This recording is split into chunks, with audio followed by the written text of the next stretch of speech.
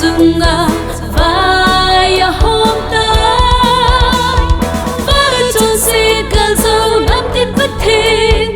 thì nó sinh in sông hẹn tăng dấu lầu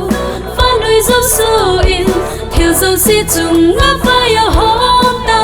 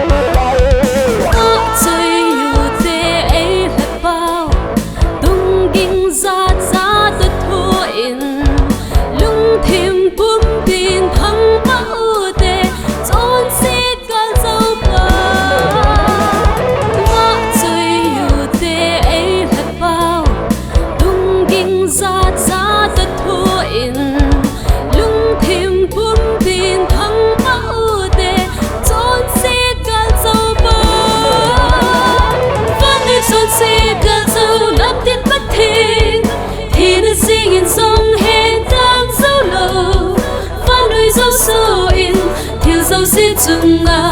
vai hôm ta và chôn si cần dấu nắm tiết bất thiên thì nó sinh in sông hẹn tăng dấu lầu